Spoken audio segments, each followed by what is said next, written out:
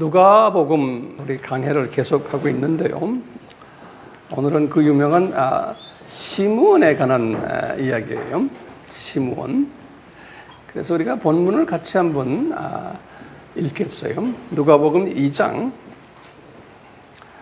22절에서부터 35절까지인데요.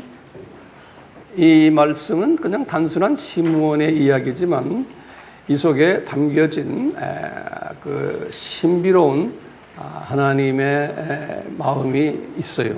그래서 오늘은 이 시간에 이 부분을 집중적으로 살펴보려고 그래요. 우선 22절부터 제가 읽을 터인데 필요할 때마다 거기에 줄을 그어주시길 바라요. 모세의 율법대로 결례의 날, 그 결례의 날이라는 데다가 줄을 그어놓으시고요.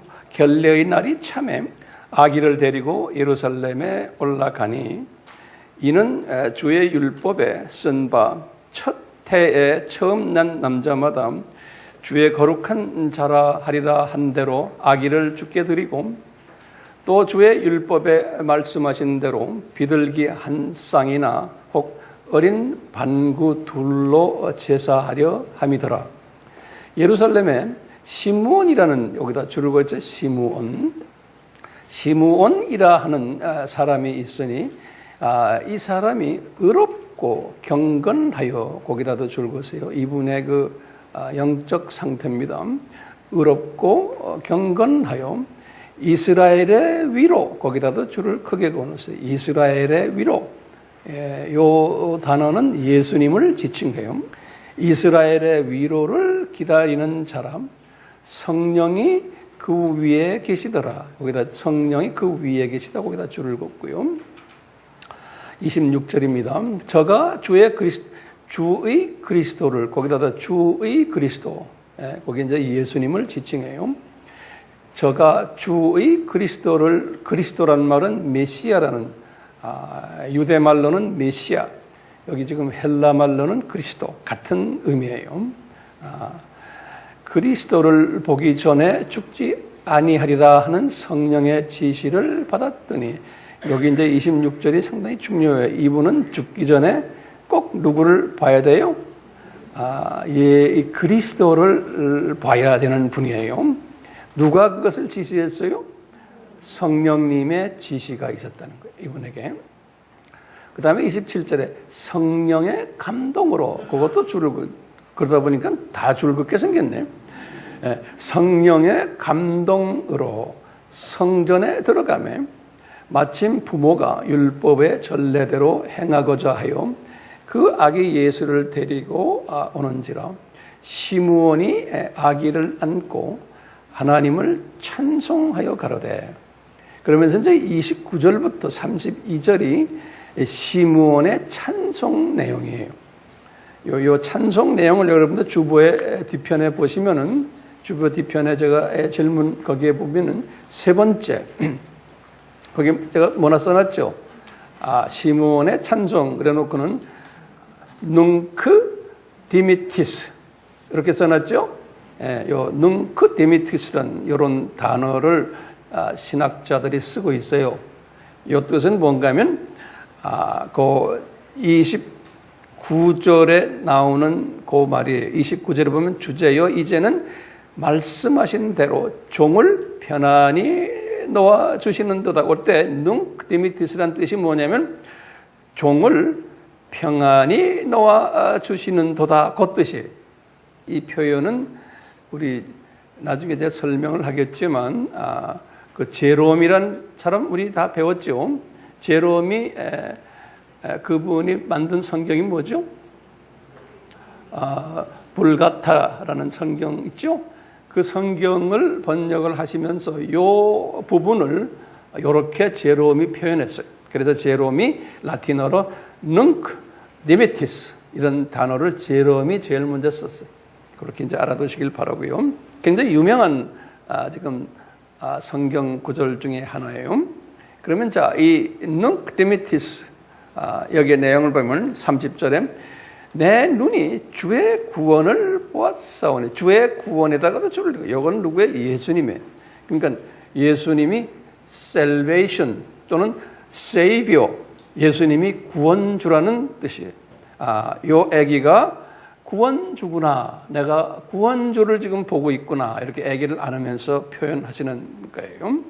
그러면서 31절에 이는 만민 앞에 예비하시는 것이요. 거기다 만민이라고. 이 만민 하면 우리 항상 우리 공부하는 분들 판타타 뭐예요? 에뜨네 거스리. 다시 말하면 판타타 에뜨네는 뭐예요? 이방인들을 지칭하는 거예요. 이방인들을. 예, 그러니까 요 아기가 구원주인데 누구를 향한 구원주냐면 만민, 이방인들 구원을 하시는 분으로서 예비된 분이 것이고, 또 이방을 비추는 빛이요. 그거다 예수님을 지칭하는 거예요. 그 다음에 이방인만이 아니고 주의 백성 이스라엘의 영광입니다. 다시 말하면 유대인에게도 구원주라는 거예요. 그런데 이 판타타 에뜨네가 더 강하게 표현이 되어 있어요. 그러니까 이 시므온은 유대인의 입장에서 보면 놀랄 일이에요. 그렇죠? 네. 자, 33절에 보면 그 부모가 이 아기에 대한 말들을 기히 여기더라. 여기다 기히 여기다라는 게, 여기 나중에 우리가 이제 질문을 던질게요. 왜 이 부모님이 요셉과 마리아가 기히 여겼을까? 눅 디미티스의 말씀을 듣고는 또는 보고는, 자 34절입니다. 시므온이 저희에게 축복하고, 그때 저희가 누굽니까? 마리아와 요셉이 복수로 되어 있죠. 축복하고, 시므온 이분이 그래도 꽤 영적으로 권위가 있었던 분이에요. 이 유명한 두 부부를 그냥 축복해 주는 거예요. 안수해 주고는 특히 안수 끝난 다음에 모친 마리아에게 일러 가라사대, 모친 마리아에게 예언을 하시는 거예요. 뭐라고 예언하시냐면, 보라, 이 아이는 이스라엘 중 많은 사람의 패하고 흥함을 위하여, 거기다 줄을 그어놓으세요. 나중에 제가 설명할 거예요. 이 아기는 이스라엘의 많은 사람 중, 이스라엘의 많은 사람과 유대인 중이에요. 유대인이 그 당시만 해도 수백만 명이었거든요. 이런 사람들 중에 패하고 흥함을 위하여 비방을 받는 표적되기 위하여 시험을 입었고, 그래서 비방을 받는 표적이 된다는 데다 줄을 좀 진하게 그어놓으세요. 또 35절에 또 칼이 내 마음을 찌르듯 하리라. 칼이 내가 누굽니까? 내가 마리아예요. 잘 따라오세요. 예, 마리아의 마음을 찌르듯 하리라. 이는 왜 그렇게 찌르듯 그런 경험을 하는 이유는 여러 사람의 마음의 생각을 드러내려 함이라 하니라. 다시 말하면 이 마리아가 이제 상처를 많이 입을 텐데, 이것은 뭐냐, 이걸 통해서 여러 사람들, 인간들의 마음이 어떤 상태다라는 것을 reveal, 여기 보면 그랬어요. 드러낸다는 말. 우리가 계시록도 revelation 그래요. 드러낸다. 그것을 보여주기 위해서다. 이런 말씀을 딱 하시는 거예요. 지금 오늘 이 본문의 말씀은 지금 누구와 관계되는 말씀인가 하면 이제 시므온과 관계되는 말씀. 이 말씀을 가지고 제가 하나하나 좀 주님이 주시는 메시지를 같이 나누려고 해요.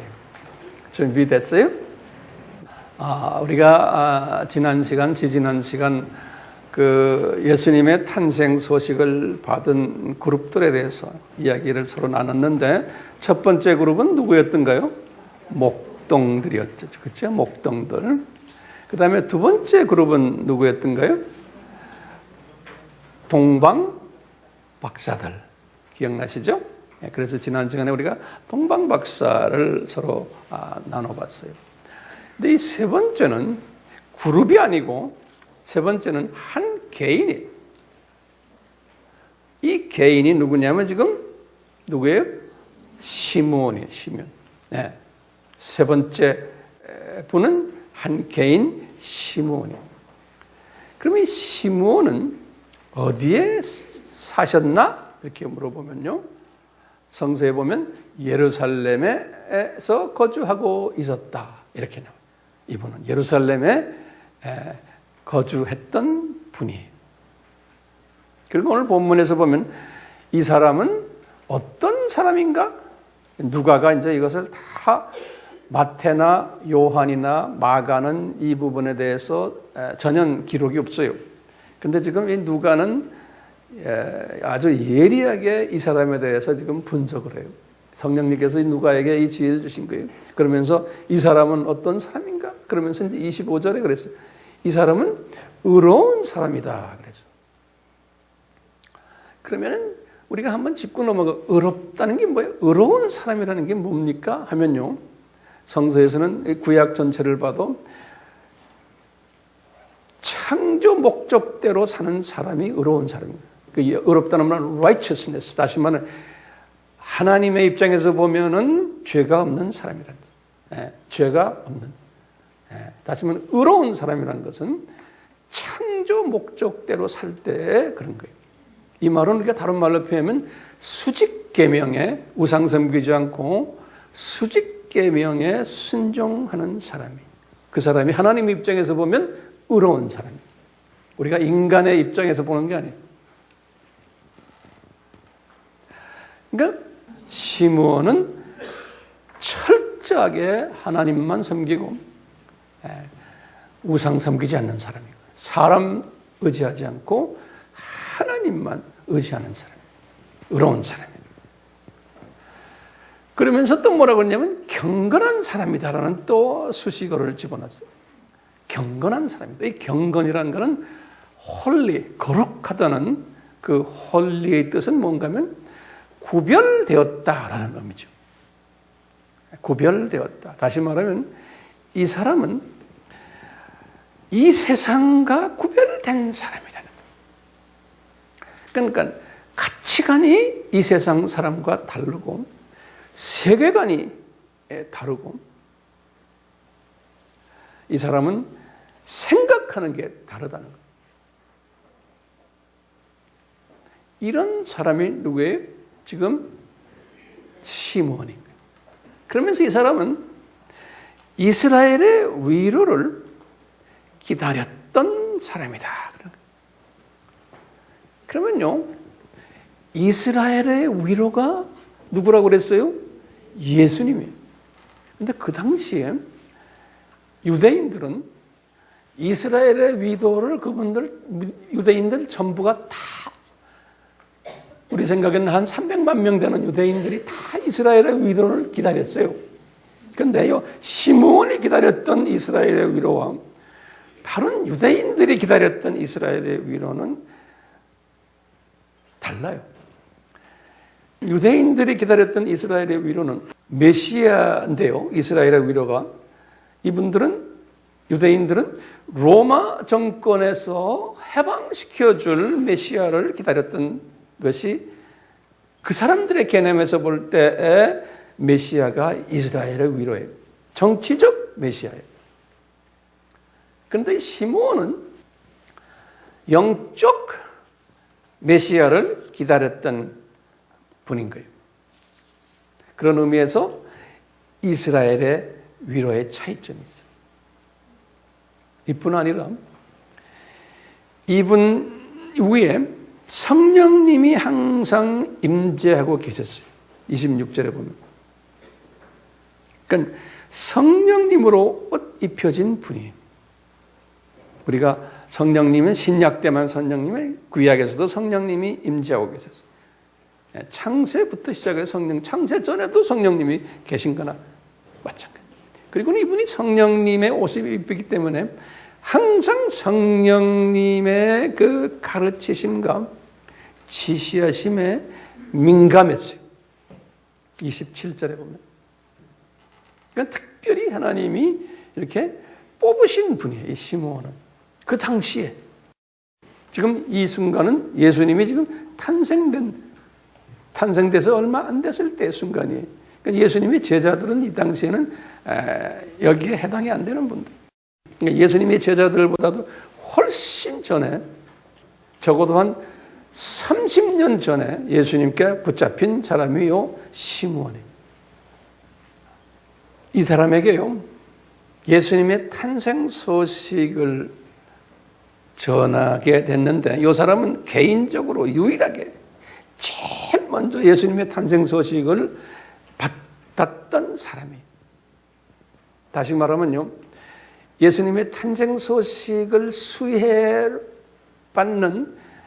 받기로 예비된 사람이에요. 이 사람은. 그렇기 때문에 이게 그냥 우리가 이제 예정론적 측면에서 이분이 잘나서가 아니에요. 이분이 스스로가 거룩해서도 아니고 하나님께서 이분을 이렇게 예비를 시켜놨죠. 다시 말하면요, 이분은요, 이런 측면에서 어떤 특징이 있냐면 은혜를 받은 사람이에요. 이런 사람이 되도록 은혜를 받은 데에다가 이분에게 영성을 부어주셨어요. 이분이 인격이 성화되었어요. 성품도 성화시켜 주셨어요. 그리고는 이 영적 메시아를 기다리도록 인도시켰어요. 그리고는 예루살렘에서 정착하도록 인도하셨어요. 뿐만 아니라 때만 되면 예루살렘에 있는 성전을 방문해 가지고 그 안에 들어가서 기도하고 예배 드리도록 인도하셨어요. 이렇게 은혜 받은 분이세요. 개인적으로 잘난 부분이 하나도 없는데 주님이 이렇게 은혜를 베푸신 거예요, 이분에게.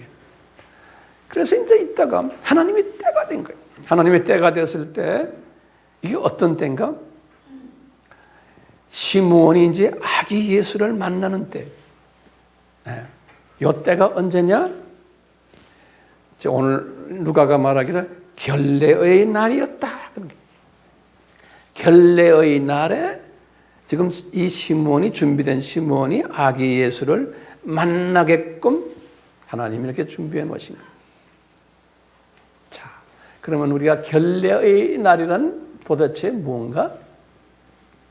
그러면요, 모세에게 이 결례의 법을 주셨거든요. 그래서 제가 성경 말씀에는 여기 질문 주보에 나오지만 레위기 이제 12장 2절에서 8절이, 레위기 12장 2절에서 8절 성서를 한번 빠르게 한번 열어봐 주시면 이 결례의 날에 대한 규례가 거기에 기록되어 있어요.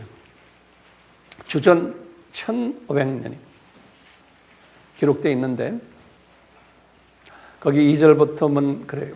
여인이 잉태하여 남자를 낳으면 그는 7일 동안 부정하리니 곧 경도할 때까지 부정할 것이요 제8일에는 그 아이의 양피를 벨 것이요. 여기 이제 할례를 한다는 거예요.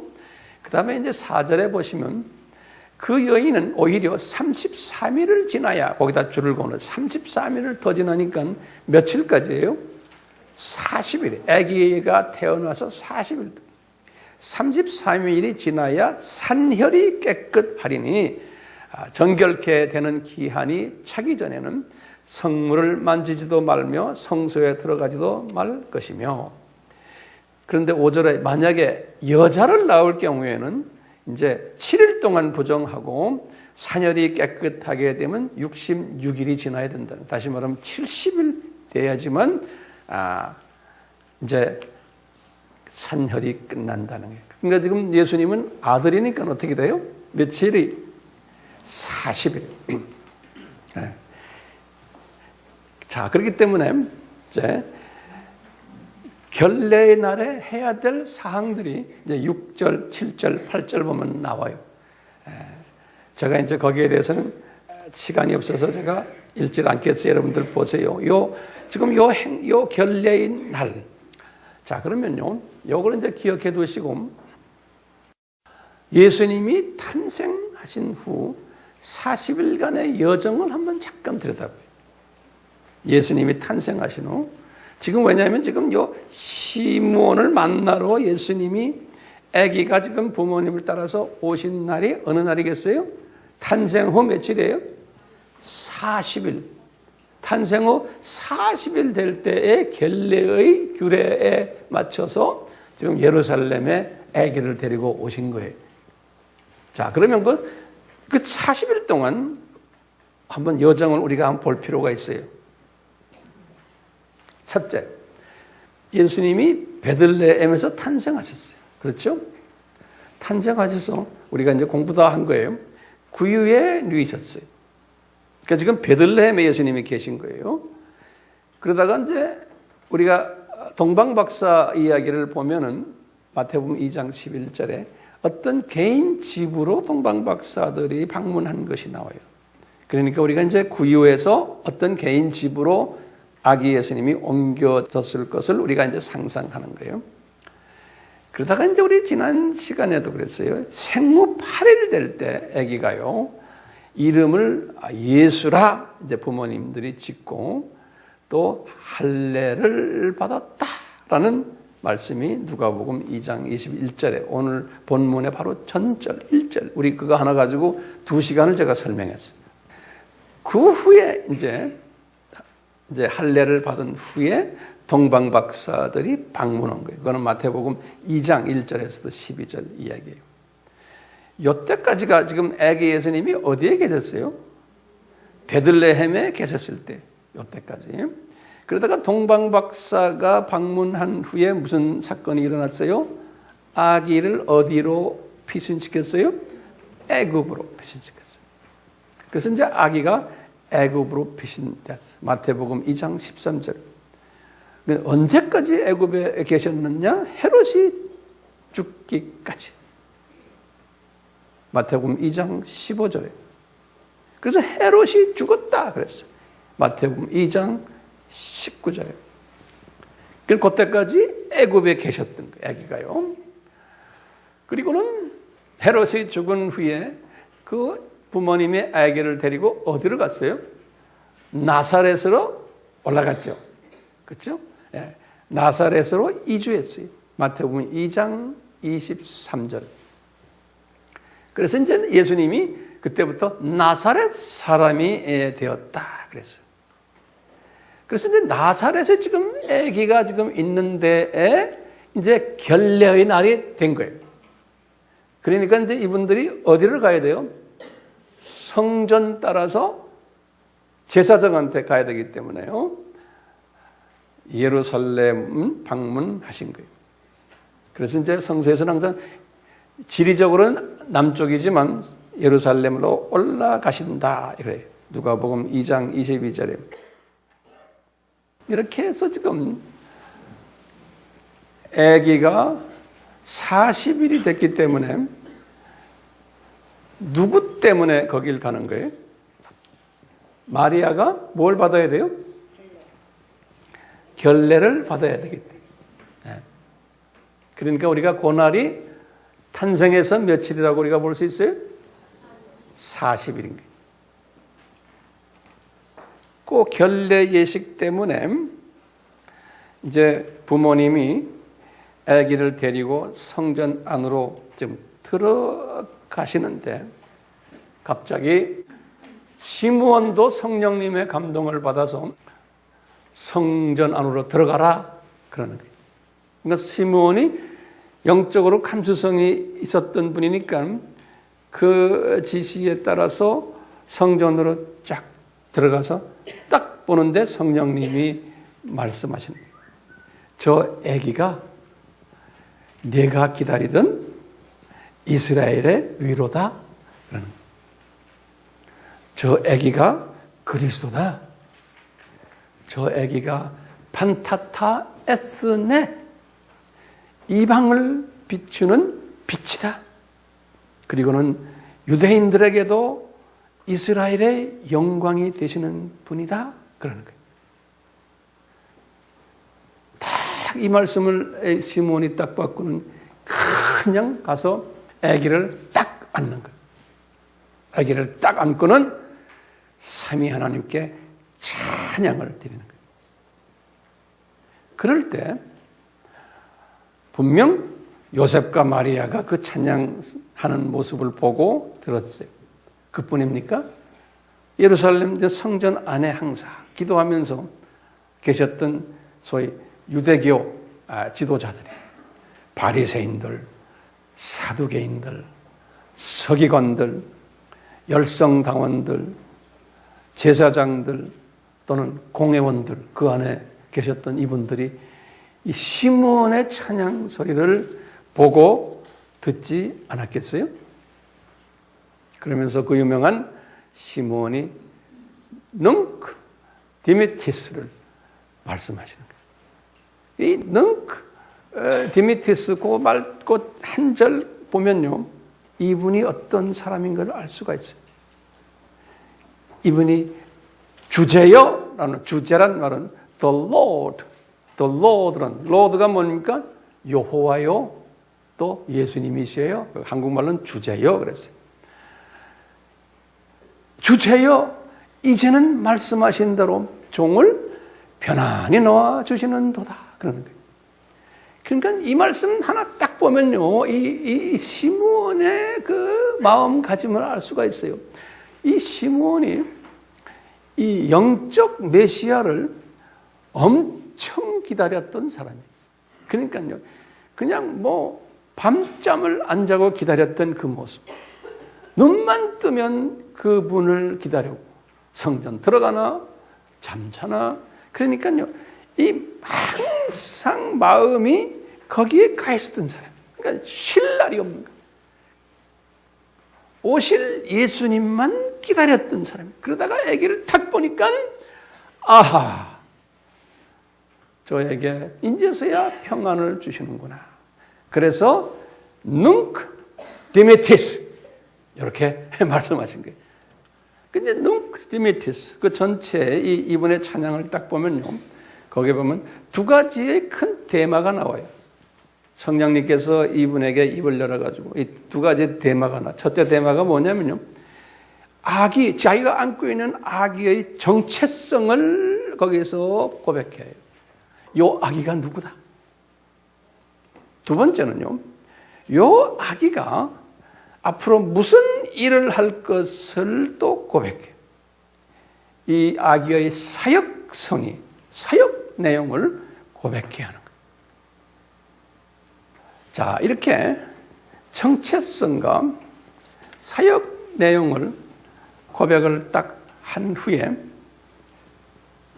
그 다음에 말씀이 33절에 요 고백이 딱 끝난 후에 요셉하고 마리아가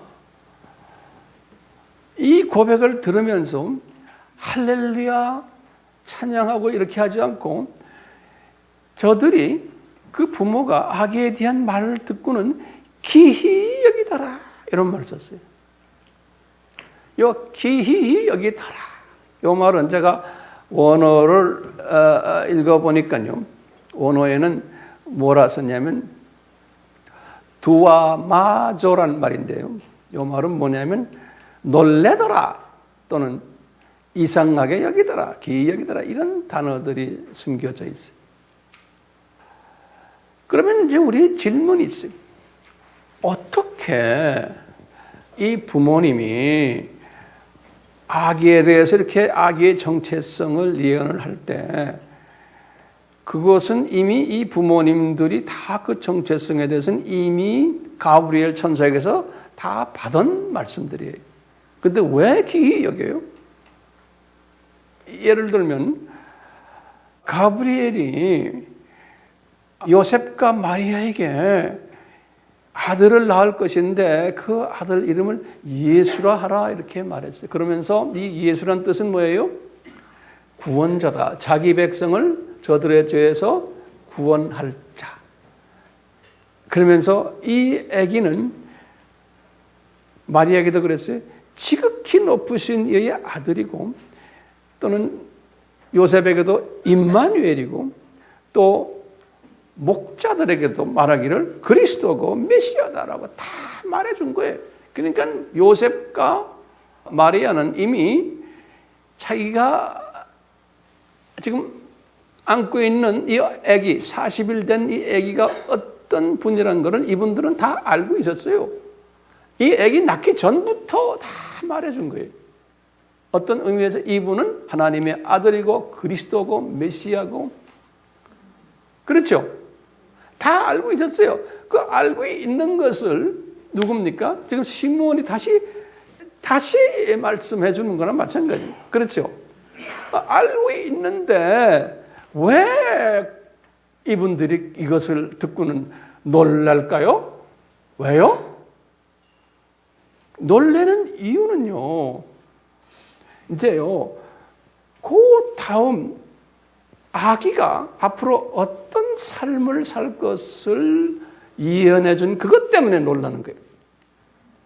그 정체성 플러스 아기가 어떤 사역을 할 것을. 예를 들면 지금 그러는 거예요. 이 시므온을 통해서 판타타 에뜨네, 다시 말하면 이 아기가 유대인만을 위한 것이 아니고 만민의 그리스도가 되고 만민의 메시아가 된, 여기에 대해서는 이분들이 생각을 못했던 거예요. 그러니까 기이 여겼다는 거예요. 아, 전 세계 만민의 구세주구나. 그렇게 이제 이분들은 그런 의미에서 이제 기이 여겼어요. 자, 이렇게 기이 여기고 있는 그런 두 부부에게 시므온이 딱 가가지고 탁 안수를 하는 거예요. 34절에 보면요, 시므온이 저에게 축복하는 거예요. 그러니까 만민의 구세주를 탄생시킨 당신들 복 받아라, 이렇게 축복을 해주는 거예요. 자, 이렇게 축복을 딱 하신 후에 이제 34절 하반부에 계속해서 이제 말씀을 시므온을 통해서 성령님이 하게 하십니다. 시므온이 별도로 마리아에게 딱 말하는 거예요. 지금 요셉을 제쳐놓고 마리아에게, 마리아야, 이 아기가 무슨 역할을 앞으로 할 것이고, 그리고 이 역할 때문에 이 아기가 어떤 취급을 받을 것을 예언해 주는 거예요. 제가 다시 말해요. 마리아에게 지금 특별히 예언하는 거예요. 요셉은 저쪽에 지금 멀리서 듣고만 계셨을 거예요. 마리아에게, 마리아야, 이 아기가 이제 앞으로 무슨 일을 할 아기인데 이 일 때문에 이 아기가 상당한 어려움을 당하게 된단다라는 예언을 하시는 거예요. 그러면서 이제 34절 한번 열어보세요. 34절, 2장 34절 열어보세요. 이 34절 하반부에 그런 게 마리아에게 하시는 말씀에, 마리아야, 이 아이는 이스라엘 중, 그런 말은 뭐예요? 유대인 중에서, 그 당시 한 300만 명 이상의 유대인 중에서 많은 사람이 패할 사람이 있고 흥할 사람이 있을 터인데, 그래서 여기 굉장히 중요한 신학적인 개념이에요. 이 많은 사람이 패할 사람이 있다고. 이 패한다. 이럴 때마다 이제 우리가 원본을 들여다봐야 돼요. 내가 원본을 들여다보니까 패한다는 단어가요, 푸토신이라는 단어를 썼는데, 푸토시스라는 이 말은 뭐냐, 붕괴되다 또는 무너지다, 이런 뜻이 거기에 있어요. 붕괴되다, 무너지다 또는 낙하하다, 이런 뜻이 있는데요. 많은 사람이 패한다는, 다시 말하면 많은 유대인들이 낙하된다는 거예요. 이 말은 뭐냐면요, 많은 유대인들이 예수님을 보지를 못하는 영적 소경이 된다는 거예요. 유대인들이. 그래서요, 이분들이 아무리 예수님을 볼래도 볼 수가 없게 된다는 거예요. 요 아기가 구세주라는 것을 모르게 된다는 거예요. 영적 눈이 감긴다는 거예요. 요 말씀은 1500년 전에 이미 모세에게 예언했죠. 신명기 32장 20절 또는 이사야에게도 700년 전에 이사야서 6장 9절에서 10절 이것을 나중에 로마서 9장 10장 11절에서 바울에게 다시 알려주는 거예요. 우리 로마서 강의에서 여러분들 다 들었죠? 그러니까 대부분의 유대인들은 이 아기가 메시아라는 것을 보지를 못하게 될 거라는 거예요.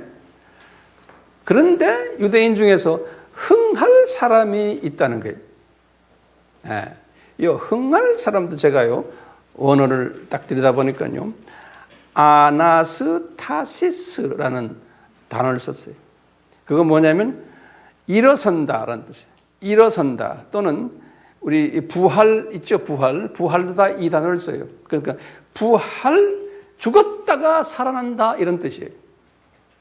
아나스타시스 위로 오른다는 뜻이거든요. 본래 뜻인데 그것을 부활이라고 말할 때 이 단어를 써요. 그래서요 다시 말하면 많은 유대인 중에서 대부분 유대인들은 떨어질 것이요. 다시 말하면 눈이 감길 것이요. 소수의 유대인들이 눈을 떠가지고 예수님이 누군지를 알게 될 거라는 거예요. 그분의 정체성을. 그 유대인 다가 아니고 소수가. 이것 때문에, 그럼 그 다음에 이제 중요해요. 성서에 보면 지금요, 이 사실 때문에 패한 사람들, 다시 말하면 눈 감긴 사람들이 예수님을 비방하게 될 것이라는 거예요. 그래서 이 비방을 받는 표적이 되기 위해서 예수님을, 이 아기를 세웠다는 거예요. 이 아기가 지금 이제 비방받는 표적이 된다는 거예요. 누구한테요? 눈 감긴 유대인들로부터. 그래서 비방이라는 단어도요, 원어를 보면 안티레고라는 단어예요. 레고. 여기 레고란 말은 말인데요. 안티라는 건 반대한다는 소리. 그러니까요, 반대하는 말을 한다는 거예요. 이 예수님에 대해서. 그러니까 이 대부분의 유대인들은 요 아기를 보고 메시아가 아니다 라고 반대하고 이 소수만 눈을 뜨게 될 것을 말한 거예요. 예수님이 비방을 얼마 동안 받으셨어요? 처음에 30년 나사렛에서 받았죠. 우리 다 공부했죠. 그래서 나사렛 예수 하면 비방받는 예수 이렇게 생각하시면 돼요. 그분이 인정받지를 못하는 거예요. 그 다음에 공생의 3년 우리 다 공부했죠. 예수님이 비방받았어요? 안 받았어요? 그리스도라는 그 말씀 때문에 비방을 받았어요. 근데 보시면 우리가 나사렛 공부하고 이제 예수님의 3년 공생에 공부하면서 우리 봤지만 이 유대인들이 어떤 사람들로부터 비방을 받았어요? 비방하는 사람들인데 어떤 사람들인가 하면요. 항상 보면요. 이것이 다 우리에게 적용이 돼요. 가장 가까웠던 사람들로부터 비방을 받았어요. 예수님도 30년 동안 형제들에게서, 노이들에게서, 친척들에게서, 그 다음에 나아가서 나사렛 사람들에게서. 그래서 나사렛 예수 하면 이런 가까운 사람들로부터 비방을 받는 것을 항상 머릿속에 두셔야 돼요. 하나님이 그렇게 허락하셨어요. 그 다음에 두 번째는 어떤 사람들에게 비방받냐면 이제 공생애 때 특히 성서를 안다고 하는 종교인들로부터 하나님에 대해서 열심히 있다고 하는 사람들로부터 근데 이 사람들이 예수 그리스도의 정체성을 인정을 안 하는 사람들. 그러니까 바리새인들, 서기관들, 사두개인들, 열성당원들, 제사장들, 심지어는 공회원까지 비방을 당할 것을. 그러니까 두 가지 종류의 사람들에게서 비방받아요. 첫째는 뭐예요? 제일 가까이 있는 사람들에게. 그러니까 가까이 있는 사람들에게 비방받는 건 대단한 아픔이에요. 그러니까 아픔을 극대화시켜주기 위한 목적이에요. 그 다음에 안다고 하는 교만한 사람들을 통해서 또 비방을 받게끔 하나님이 허락하신 거예요. 또 예비하신 거예요. 이렇게 하신 다음에 35절이 우리를 굉장히 복잡하게 만들어요. 마지막 절이 35절에서요. 지금 시므온이 마리아에게 예언하시는 거예요. 이 아기가 받을 비방을 통해서 어머니인 마리아가 칼로 찔림 받게 될 것이라는 거예요. 거기다 점추를 거죠. 마리아의 마음이 칼로 찔림을 받게 될 것이라는 거예요. 그러니까 마리아가요, 첫 30년 동안 이 경험을 엄청나게 한 거예요. 자기 가족들, 자기 아이들 다 지금 이 예수님을 비방하고 말로써 잡소리 막 하는 거예요. 그 마리아는 거 다 듣고 있는데 이미 미리 지금 시므온을 통해서 예언시켜 주는 거예요. 너 이 고통을 당할 거다. 이 비방 당할 거다. 그리고 네 마음이 칼로 찔림을 받을 거다. 왜 하나님이 이런 방법을 사용하실까요? 이 칼로 찔림 받는 이 방법. 왜냐하면요, 예수님이 하신 말씀이 있어요. 생명 살리는 원칙 때문에 그런 거예요. 요한복음 12장 24절. 예수님도 생명 살리는 한 알의 미리 땅에 죽어야지만 많은 사람이 살아나는 거예요. 그렇기 때문에요, 이 예수님도 이 아픔을 지금 34년 동안 경험하시고, 또 예수님의 어머니도 생명 살리는 분이시기 때문에 이 경험을 하셔야 되는 거예요. 비방을 당해야 되는 거예요. 이 비방이라는 거, 말로 비방하는 것 중에 제일 힘든 게 뭔지 알죠? 우리 다 경험하죠? 내 정체성, 내 자존심을 상처를 줄 때 우리 사람이 제일 아픈 거예요. 그래야 안 그래요? 그러니까 우리 예수님이 이것을 경험하셨고, 지금 시므온에게 예수님이 어머니도 이것을 경험할 것이고, 나중에 제자들에게도 똑같은 말씀하세요. 생명 살리는 자는 이 비방의 대상이 되고 자존심 상처를 받는 일을 경험해야 되는 거예요. 그러면서요, 똑같이 그 마지막 35절에 그랬어요. 그렇지만 이 비방을 받는 이걸로 끝나는 게 아니고, 이것을 통해서 이제 시므온이 예언하는 거예요. 하나님께서 당신에게 이 특별한 선물을 줄 거라는 거예요. 지혜의 선물을 줄 것이라. 지혜의 선물. 영분별력이, 영통찰력이에요. 어떤 선물인가? 어떤 지혜인가? 그 지혜는 35절에 그랬어요. 이걸 아픔을 통해서 여러 사람의 마음의 생각이 무엇인지를 깨닫게 되고 이들의 생각이 드러난다는 거예요. 이것도 뚜껑 열어서 드러난다. 다시 말하면요, 이 아픔을 통해서 나에게 사람을 읽는 영적 분별력을 주신다는 거예요. 지혜자가 된다는 거예요. 다시 말하면 사람이 어떤 거다라는 것을 이 아픔을 통해서 보여주겠다는 거예요. 우리 항상 이야기하지만 예수님 이런 말씀하셨어요. 마가복음 7장 20절에서 23절에 얘들아, 제자들이 사람은 어떤지 아느냐? 그러면서 사람의 마음은 다 더럽단다? 그러는 거예요. 마가복음 7장 20절에서 23절에 그래서 사람에게 나오는 그것이 사람을 더럽게 하느니라.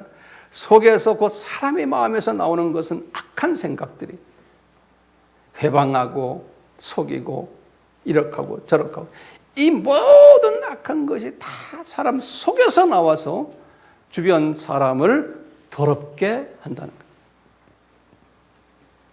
이것을 우리가 뭐라고 그러죠? 쓴뿌리라 그랬죠. 히브리서 몇 장 몇 절에? 히브리서 12장 15절이에요.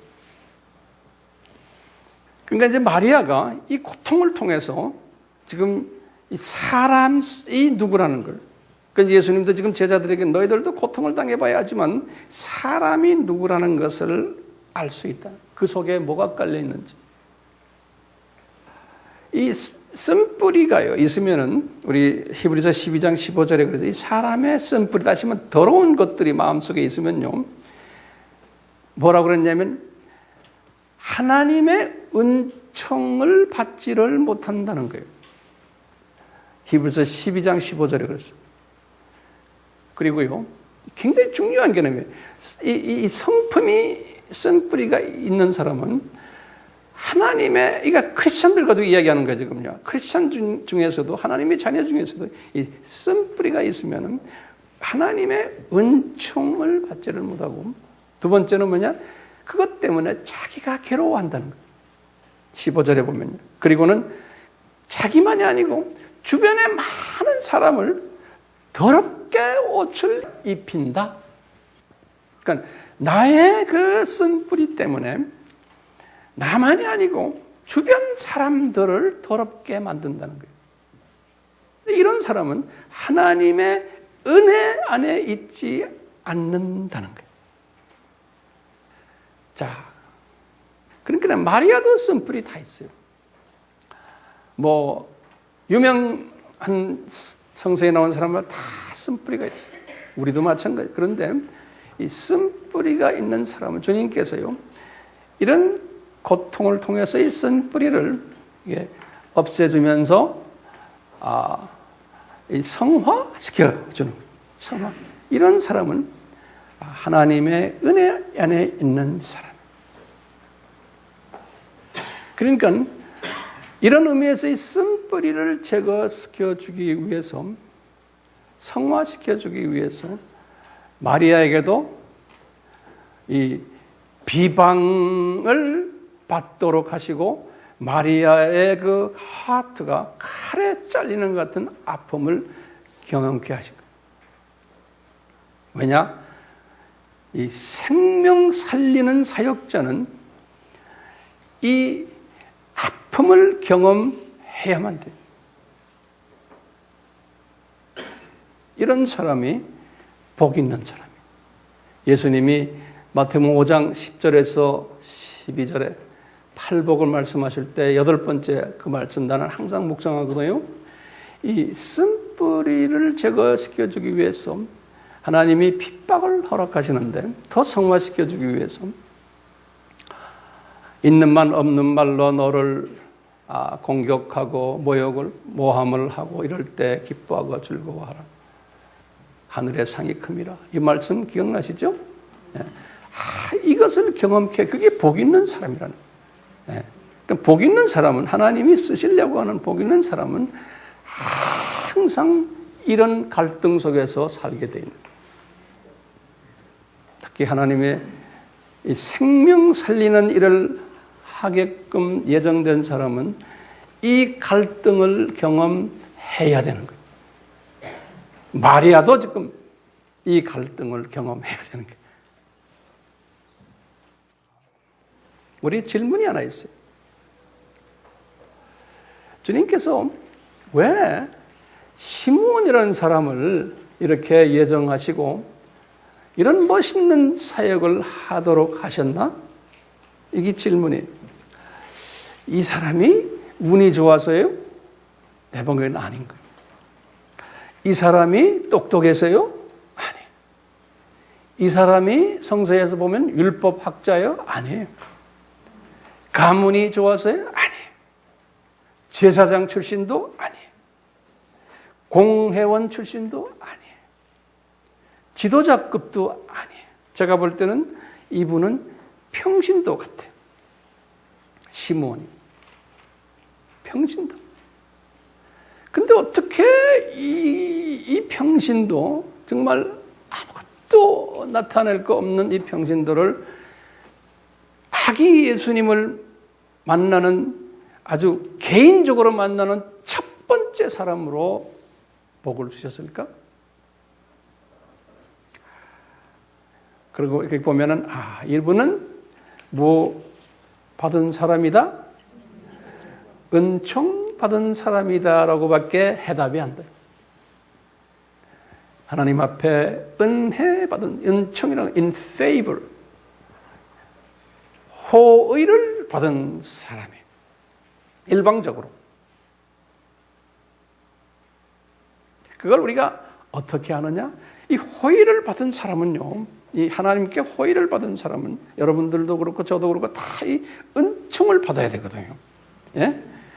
제가 지금 이 시므온을 묵상하면서 우리 교인들에게, 주님, 우리 아미 식구들에게 이 은총을, 시므온에게 내렸던 이 은총을 내려주십시오. 그러면 우리가 시므온에게 내렸던 이 은총이 뭔가 한번 적어보세요. 첫 번째 뭐냐면, 이 성령님이 이분 위에 항상 계셨어요. 2장 25절에 보면. 두 번째로는 이분은 성령님의 감동에 민감했어요. 26절, 27절. 그리고 이분은 성령님께서 이분에게 예언을 줬을 때 이 예언을 믿었어요. 26절에 보면요. 다시 말하면 네 죽기 전에는 아기 메시아를 꼭 보게 된다. 이 믿었어요. 그 다음에 이 사람은 의로운 삶을 살도록 자기가 잘난 전에 하나님의 인도를 받았어요. 이게 중요한 개념이에요. 내가 하는 게 아니에요. 이렇게 은총을 받은 사람은 의로운 삶을 살도록 이끄세요. 또는 경건한 삶을 살도록 이끄세요. 25절에. 이런 사람은 학수고대, 누구를 학수고대해요? 메시아를 밤낮 학수고대했던 사람이에요. 그러니까 성령님이 이렇게 하도록 이끄시는 거예요. 그렇기 때문에 아기를 탁 보고는 오 하면서 그 유명한 고백을 하신 거예요. 나 이제 편히 쉬게 만드셨네요. 이 말 속에는 그동안 이 메시아를 엄청 기다렸던 사람이에요. 자, 내가 이제 결론적인 말 몇 마디 드릴게요. 자, 이 시므온은 예수님이 초림 때에, 예수님의 그 아주 초림이 40일 된 아기 예수, 그 40일 된 아기 예수, 그 예수를 개인적으로는 처음 만난 분이. 저는 이 블레싱, 이 시므온의 블레싱이 이제 지금 예수님의 재림이 가까운 이때에 우리는 이 재림을 외치는 이 시므온의 은총을 우리가 받았으면 하는 게 제 소원이에요. 네? 그렇기 때문에 이 재림을 외치는 이 시므온은 어떤 사람이 되어야 돼요? 성령님이 항상 우리 위에 임하고 계셔야 되는. 시므온이 되려면 똑같아요. 성령님의 감동에 민감해야 돼요. 성령님이 주시는 예언의 말씀을 믿어야 돼요. 그리고 우리가 우상을 섬기지 않는 의로운 삶을 살아야 돼요. 또 세상과 구별된 경건된 삶을 살아야 돼요. 세계관과 가치관이 달라야 돼요. 그리고는 밤낮 오실 예수님을 기다리는 사람이 돼요. 그래서 예수님 기다리는 사람이 항상 마음이 편치 않는 거예요. 이 세상 보면, 그러니까 주님 마라나타 빨리 오십시오. 여기에 초점이 가 있는 사람이 오늘날 시므온이.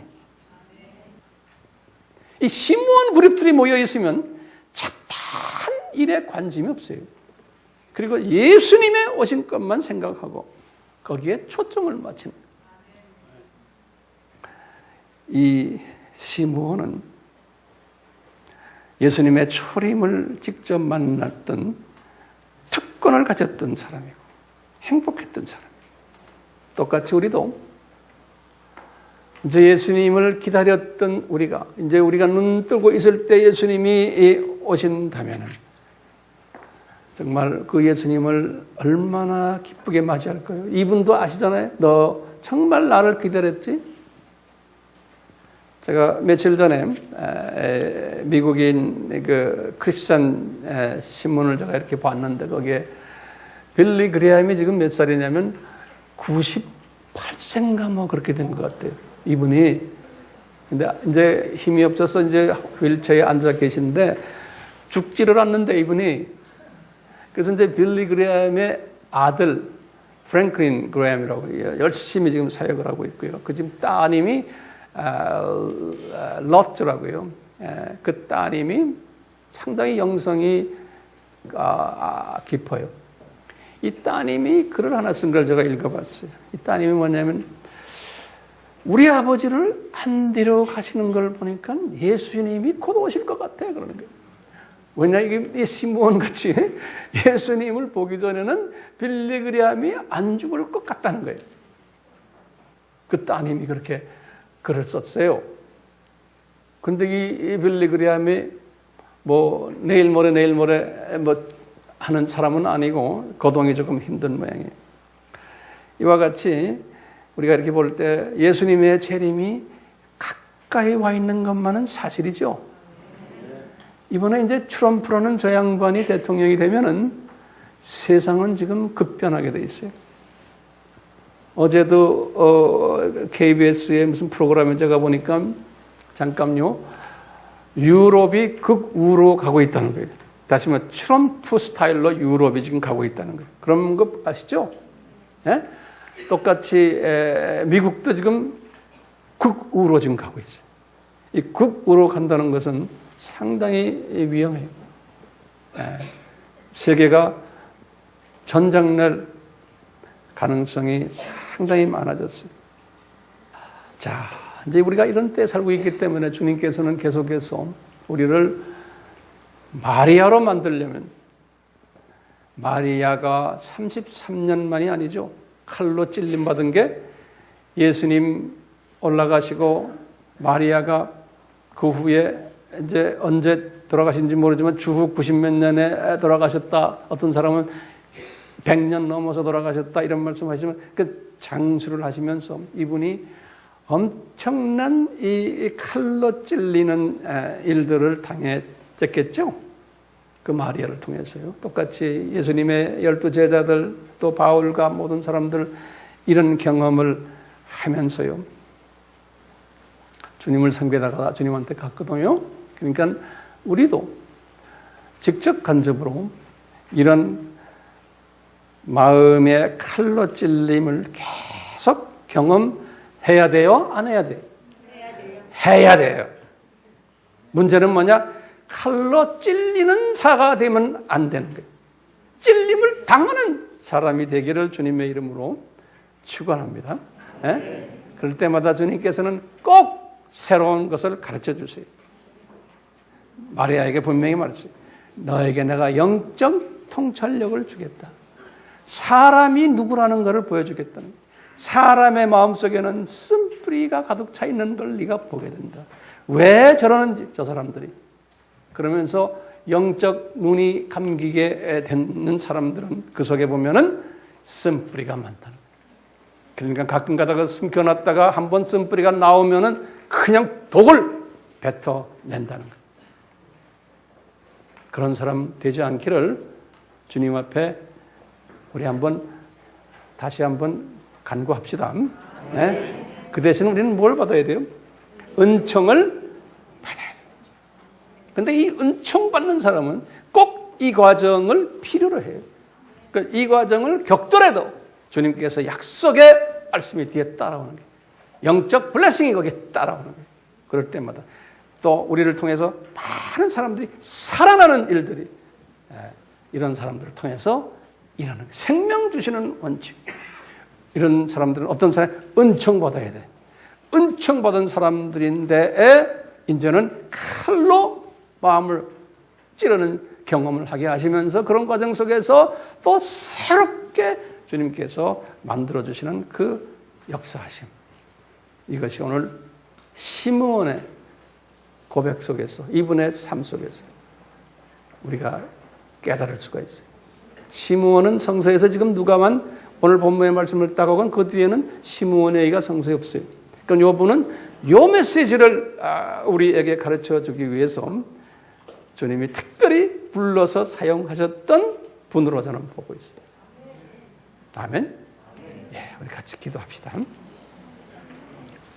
예수님, 오늘 이 시므온의 메시지를 통해서 그 예수님의 숨겨놓으신 신비함을 다시 한번 깨닫게 됩니다. 바라옵기는 우리 모두에게 은총을 베풀어 주셔서 마음을 찔리게 하는 그러한 일하는 자가 되지 않고 내가 오히려 마음에 찔림을 받는 그러한 복된 자가 되도록 은혜 베풀어 주시옵소서. 예수님의 이름으로 기도드리옵나이다. 아멘. 지금 이 시간은 예수 그리스도의 무한하신 은혜와 하나님 아버지의 극진하신 사랑하심과 성령님의 끊임없이 가르쳐 주심과 깨닫게 하심과 순종케 하심이 우리 모두에게 항상 있기를 축원하옵나이다. 아멘.